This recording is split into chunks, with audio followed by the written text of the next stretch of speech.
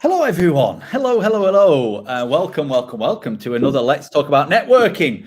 And, I've never been more excited than to speak to my next guest. Mark is in sunny Stockport. He's called It Mark. is sunny as well. Yeah. Mark, good afternoon. How the devil are you? Good afternoon, Liam. I'm fantastic, thank you, and thank you very much for inviting me along this afternoon. It's one of my favourite parts of the week. Friday at 5 o'clock is my favourite part, but this is one of my favourite parts. I just like getting to know people. So I suppose let's dive straight into it. Yep. Who are you? Where are you? What do you do? Right. My name's Mark Shelley. I'm a marketing consultant. I'm based in Stockport in Greater Manchester. I've worked in advertising and marketing my entire working life, which is longer than I dare to say. Marketing's my thing, as they say. And basically what I do is I help my clients develop their brand, get their brand out there into the marketplace, identify where the opportunities lie for them, competitor analysis, all sorts of weird and wonderful strategic things to help their business grow. And it's a wide and varied mix of clients. So it's exciting. It's nice to work with different things rather than just one solid project all the time. Variety is the spice of life, as they say. Agreed. Yeah. By extension of that, I suppose we want to know why you do it. You say you've done it a long time, but why do you do it? And why do I do it? Well, therein lies the short story. In that my brother, who is 16 years older than me, had always worked in advertising. And when I was a kid, he used to take me into his ad agency on a Saturday morning when they were working at weekends. And I was just fascinated by how ad agencies worked and the art studio. And this was long before the days of Apple Macs and, everything digital. This was artists on draftsmen's drawing boards and things like that. And, it was the exciting times of advertising when, the business stopped at lunchtime on a Friday. And everyone just went to the pub. And I thought, this looks like a great opportunity to me. So, but the earliest chance that I got, which was when I was 16, I went to work in an ad agency as a studio junior, making cups of tea and getting belted around the back of the head by people who thought they knew better. And spent my sort of apprenticeship, if you like, working in just about every department of an ad agency. And then falling into the client handling side of it, which is being an account director or account manager or account executive, as they were then, and basically dealing with clients and sort of starting the early days of learning about marketing and learning about what works and what helps clients and how you can do that. And my journey progressed, and I went to work for another agency. I became a partner in another business. I then went back to work for my brother for the latter years, and then 7 years ago I got the opportunity to go off on my own and set up my own business, which is the Marketing Council. Full of bright and wonderful ideas, thinking there's going to be a queue of people lining up, knocking on my door, wanting my services, because we were going through a recession at the time. And I'm thinking, I can offer this. I can offer people a marketing director's role without them having to pay a marketing director's salary. Great idea. Unfortunately, didn't work in practice. So it basically meant, that I went out and sort of looked at where my strengths lay and targeted those sort of areas of business myself and got to where I am now. And then about 3 years ago, I qualified to become a fellow of the Chartered Institute of Marketing. So, it's a bit of a feather in your cap, really. It differentiates you from Joe Normal, I suppose. And I enjoy doing what I do. I get to work with some great people and exciting projects and different things. And it's, that's what drives me, really. And it's not always the financial reward. It's, it's seeing that company succeed and get to where they want to be, and building a relationship with people. So yeah, that's where we're at. That's interesting. Why is it then important for you to differentiate yourself with, and being a fellow is a great achievement. Why is it important to differentiate yourself from other marketing agencies then that way? And it might be an obvious answer, but why is it to you? Well, to me, I mean, there's an old saying that with consultants, that consultants are the ones who have failed at doing it themselves and go and advise other people how to do it. And there's a lot of them around. And after 18 months of the Marketing Council, I looked at my own business and thought, right, where are the opportunities here? Where are my clients? What am I actually spending my time doing? And what became apparent that at that time, about 75% of my business was geared around the hospitality sector and breweries and drink brands and pub chains and restaurant chains. So I thought, well, when I go knocking on a door as the Marketing Council, I'm just a marketing consultant. So I actually set up another brand. He said, nothing changes. It's still me. It's still the same person, but it's called the Drinks Council. And that basically, and the same principle applied with the fellowship at the Chartered Institute of Marketing. It's a differentiator. It's just something that makes you look a bit different than the normal people. So I could go and talk to breweries and drinks brands as the Drinks Council because I understand their language and the nuances of their business. Whereas if I just went and talked to the Marketing Council, they'd go, well, you're just a marketing consultant. That's how But I was a marketing consultant that understood the drinks industry. So it just puts you at a slightly different level. Yeah. So, this might be an obvious answer again, but what attracts you to the drinks industry and the hospitality industry, apart from liking a pint or two? Yeah. It's at the time. I mean, I don't actually do that much business in that sector now, mainly because it disappeared off the face of the earth about 12 months ago. So I've sort of, as we briefly mentioned before, pivoted my business slightly and gone back to some of my roots of B2B marketing. But to answer your question, it's an interesting industry. It's also incredibly old-fashioned in a lot of ways, because the independent brewers, and even though you say independent, they can be big businesses, 50 million plus turnover businesses, tend to be family run. And it's generation after generation of people that come in and run these businesses. And, and it's one of those, we like what we know and we know what we like and we don't like change, tends to be the sort of attitude of these people a lot of the time. And I found that to be quite a challenge. But I got to do some really interesting things. I did a secret shopper survey for Coca-Cola, where I had to go into 127 pubs in Manchester and the area. Tough gig, very tough gig. Well, it was a tough gig because the real downer was I had to order a glass of Coke, or all I asked for was Coke. I didn't ask for a branded Coke. It was, knowing that they served Coca-Cola, to see how they responded, and did they give it me in a Coke glass? Did they ask me if I wanted ice and a slice? Was it draft? Was it bottled? Did they offer me the opportunity to go large for an extra 30p? And then at the same time, because I was doing it for the brewery, they said, well, can you order a pint of lager and do it basically on the same thing and see how they respond and what lager they offer you? Is it ours or is it one of the branded ones that they stock? Well, of course, you can't drink the lager. I can drink the Coke. I can sit there and have as many Cokes as you like. But, you can't go into 5-6 pubs a day and have a pint in each one and get back in your car and drive off. No. So, I got into the habit of having to identify myself after I'd finished it and say, and by all means, donate this pint to one of your regulars. You've never seen people move so quick in your life round a bar when they think there's a free pint in the offing. It's interesting. It's a bit different. But the interesting thing that came out of that is that the go large thing that we had to ask about the Coca-Cola is virtually about 95% profit in terms of what they make out of that going large. Only 5% of the pubs that we visited actually said, do you want to go large? So part of the report that went back to the client is, you're missing some really easy money here just by not asking a very simple question.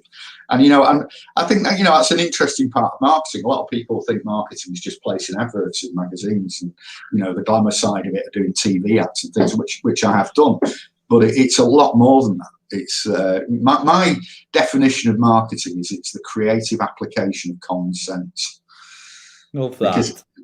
Because it is, you know, it's everybody tries to make it complicated and make it smoke and mirrors, and you know, you can do Venn diagrams until they come out your ears. But at the end of the day, you want it to be simple. You want people to just get it and understand it. So why overcomplicate it? Very good. Here's a question that I didn't prepare you for. What do you want your legacy to be then with this? What do you, you know? Because you're doing it for something. What do you want to be remembered by then, as in the marketing council? I suppose for being good at what I do, you know, and people realizing that what I do and what I deliver makes a difference. And you'd be surprised how many people that you speak to in my line of business that see marketing as a necessary evil, as part of the business. Oh, we've got to do marketing, you know, oh, we've got to spend this money. You know, when you go into a recession, the first budget that ever gets cut in any business or most businesses is the marketing budget, because it's an intangible asset in a lot of ways. And, you know, for me, to be remembered as being able to go into a business and change the way they operate, not as a business, but how they target their clients. And what I say to a lot of my clients is I hold a mirror up to their business so that they see it from the outside in rather than the inside out, which is the way that they tend to look at it. And I give it the customer or the client's perspective. And quite often you get these quite sort of light bulb moments where clients just go, oh, bloody hell, right, yeah, I didn't think of that, you know, and all of a sudden, you know, you're starting to gain some traction then, and that you're making a difference and help them get to it. Doesn't always work, I hasten to add, you know, some people push against it, but you know, the more sort of the clients I like to work with tend to be a bit more entrepreneurial in the way that they work, and you know, I enjoy that. I like lateral thinking and trying to think of a different way to solve a problem. So, that's very good. So, obviously, you're an expert in marketing. You're a fellow. I do a presentation once a week on a Tuesday morning, and it talks about relationships and networking being part of a marketing strategy. So, and my belief is that it's a hugely valuable part of someone's marketing strategy, and actually quite a cost-effective one. How does networking then fit into your own marketing strategy as the marketing council? It's a key part of it, no question about it. And I think when I'm, you know, running my own business, and I haven't got a team of people running around me, you know, going out developing business, that falls on my toes to do that. To me, the obvious answer is to leverage your network and to develop that with network contacts and develop relationships. And to me, that's the key word in networking. It's all about relationships, because if you develop a positive relationship with somebody, they are going to want to help you as much as you want to help them. And to me, you know, I a bit like my career in marketing, fell into BNI as a network thing. I hadn't really heard of it beforehand that much.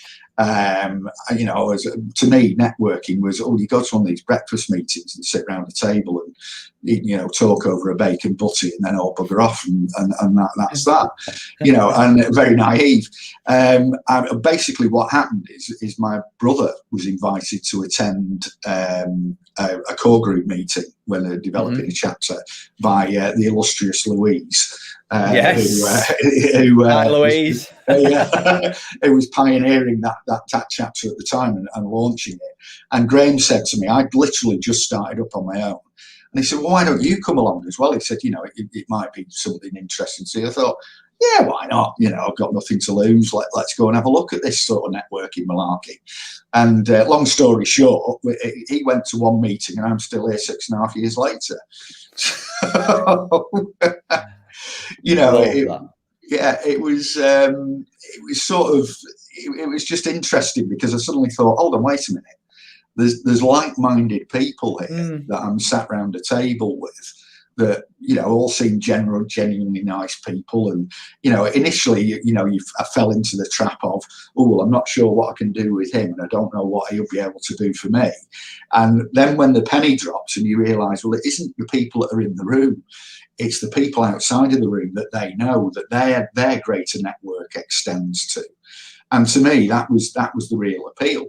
And, you know, I've got to the point now where 6.5 years on, the lion's share of the business that I'm doing has come through BNI and through my network and through referrals, you know, and I love it. It's great. You know, I don't get a lot of referrals through it because, you know, a lot of people sort of, it's not that they don't get what I do. That's down to me explaining it, but it's not always an easy referral.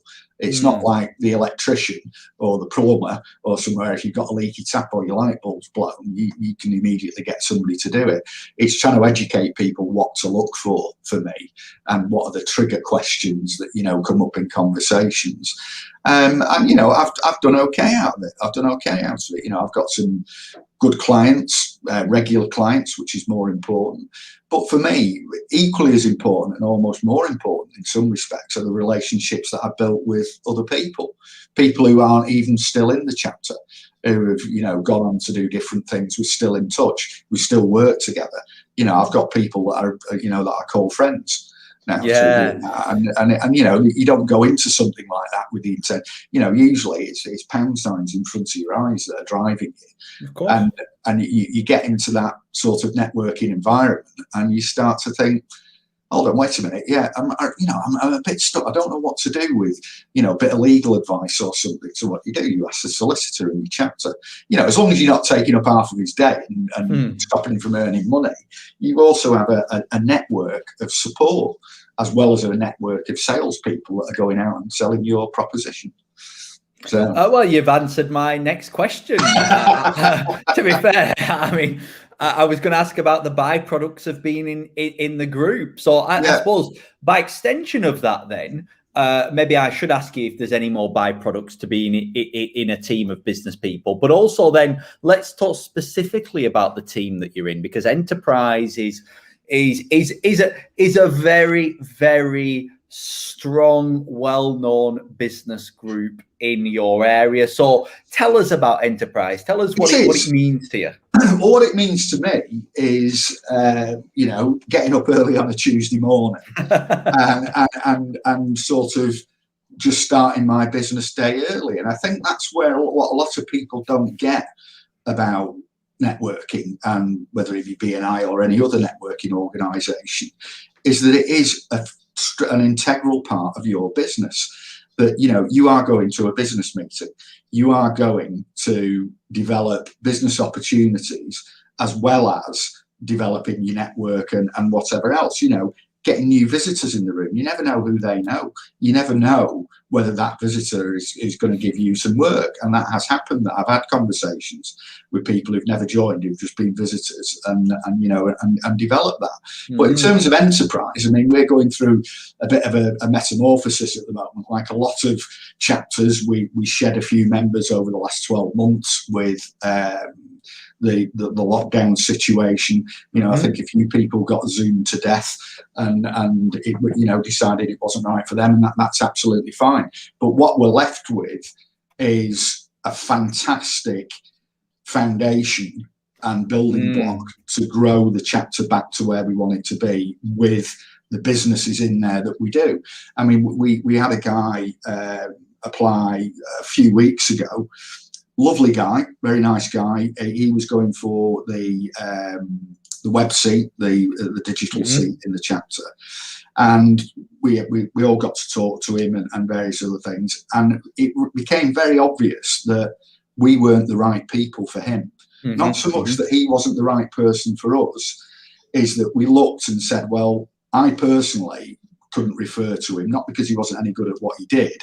He just didn't work at the level that my clients work at, as did a few other key referral partners within the group. And, you know, we sort of said, well, in all clear conscience, we couldn't take his money off him and say, come and sit in this room and be a member when we couldn't really, give him business Yeah. back.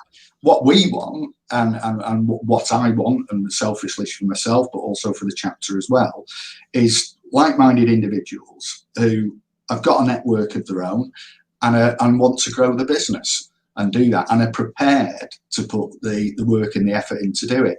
Because I think, again, a lot of people see these sort of organisations things as a get-rich-quick scheme.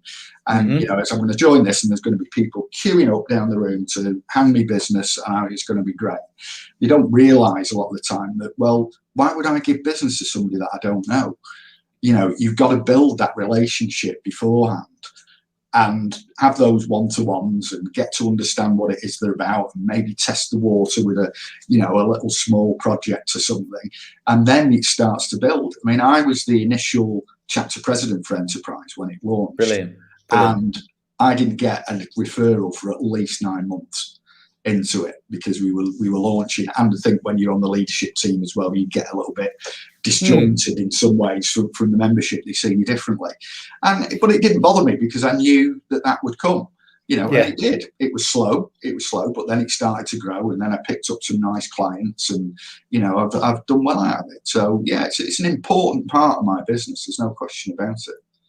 Good answer, Mark. Let's have another good answer. Louise is going to answer this for us because she's watching. But what businesses have you got business waiting for then in your chapter? Who are you looking to say we've got business waiting from? The 3 key ones, I would say, we've got at the moment, 3 or 4 key ones that are available, is an accountant, which is a really, because we've got a good opportunity there, and a great referrer for anybody in a group because of the nature of their business and who they deal with. So a really key opportunity, and for them to get some fantastic referrals as well. We've got a web designer, obviously, as we said, a builder. Is one that we're looking for. I'm just trying to think who else. Architect would be another good one. I think it's a nice mix of trades and professions. We want that nice balance. We don't want a trade heavy group or a professional heavy group. We want to try and level the playing field a bit and get it a bit more equal. Yeah. So utilities, yes, Louise, yes, utilities, yeah. Somebody actually said to me the other day, a client that I was talking to, and a visitor that we had in our chapter, and he did commercial power and supply and all that sort of thing. And he was absolutely gobsmacked that we didn't have a utilities warehouse person in the group. He said, I've never come across a B&I chapter that hasn't got a utilities warehouse person in it. I said, we've had one, but we haven't got one at the moment. So anyway, it opens the door for him, hopefully. Last question, really. Well, 2 questions, both of them probably maybe 1 or 2 line answers. What does now Mark tell past Mark about networking? What are the not to do's, and what are the things that you wish you'd have done better when you went into referral marketing? I think probably in retrospect, the obvious answer is I wish I'd started it sooner. Yeah, but then again, I was an employee within a bigger business, and it wasn't really in their business model to do that. More fool them, as far as I'm concerned now. But I think for me, it's also your expectations. Don't go into a networking group thinking it's going to be a magic cure-all that's going to magically change your business overnight. It isn't. It's like anything in life. You only get out of it what you're prepared to put into it. And, if you go in there open-minded and invest the time to build those relationships, then you'll reap the rewards.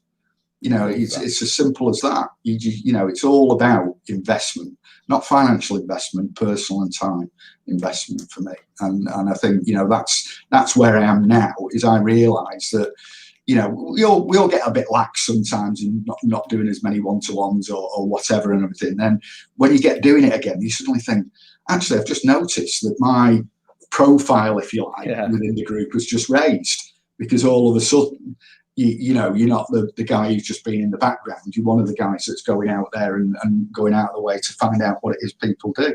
And when you do talk to people, don't sort of go, well, this is what I do, and I do this, and I'm really good at this, and I'd like to be introduced to XYZ and whatever. Spend the time to find out about them, about the other person. We've all had a one. So. Very good. Very last question. I know we're out of time. 25 minutes goes by very, very quickly. It does. Mark, very quickly. And we could talk for a while. Where can people go to find out more about Mark? Well, themarketingcouncil.co.uk is my website. You can certainly find out more about me on there, and LinkedIn. I quite heavily leverage LinkedIn. I find it to be from a B2B point of view, a fantastic tool. It's really useful. So that's the two easiest ways to get in touch with me. Love it. Mark, thank you so much for your time. Genuinely, you, it's a pleasure. It's a pleasure. Absolutely. And well, thank you. If you are watching this, wherever you're watching it, on some forums later on or live, and you think, you know what, I want to build my business. I want like-minded people around me. I don't mind getting involved. Put your name in the chat below, wherever you are. Someone will be in touch and will get you to your local meeting. With that, we're going to finish on a video. Mark, have a wonderful afternoon. And don't work too hard. I'll try not to. Take care. Bye-bye. I can't tell everyone I'm about to close down. Who gives money to a company that's about to close down? Are you mad? One of my clients was a big client that gave me about £180,000 worth of business. The new manager came in and completely stopped the service that we were part of. I needed to find basically £120,000 in 6 weeks. It really sort of hit home. What am I going to do? Even when I stood up, I wasn't going to say anything. And then I just did. Suzanne had been a member of BNI for maybe a couple of months. She stood up in a meeting. I've got 2 weeks left of trading. Everything might go down the tubes. I burst into tears, ran out of the room after the meeting when I'd composed myself and went back in. Everyone was amazing. They were coming up to me saying, tell me about it, what's happening, which was really powerful. Outside of BNI, if you put out there that you're struggling, your client base actually walks away. They don't want brand loyalty to someone that they don't think is going to be there in a few weeks' time. We all felt for her, and I don't think there's anybody in the room that didn't go home afterwards, go through their entire address book and think, who needs a blind? Who needs some wallpaper? Who needs something? So the following week, suddenly, I got emails from everybody introducing me to people, asking how it was and what they could do to help me. David in particular introduced me to an estate agent. I just tried to help her, really. Put her in touch with a couple of bigger customers that we had who we knew used interior designers. He gave us a show flat to do almost straight away. To be honest, I wouldn't have got that work on my own. So if you sent an email, you try and do a follow-up call, you don't even get to speak to the person. From the meeting where I got emotional to the show flat and the first pieces of work coming through, it was probably around 2 to 3 weeks. My aim for this year was to hit 400k, and I think I've already done it.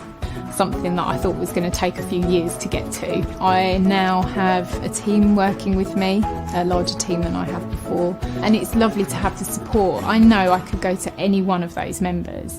How often do you follow up after you've done a quote? How do you deal with a staff member if this happens? And that's really reassuring in business, because it's quite a lonely place. When business goes badly, it really knocks the stuffing out of you. And part of the Give Us Gain philosophy is that we can all pull together. You're a team of people whose job is to support each other. It feels like you're just socialising, but the work that gets passed because you've had a one-to-one with someone, there's a big impact there. I think anybody that sort of says, do you know what, I'm not sure it's for me, I think they're really missing out massively.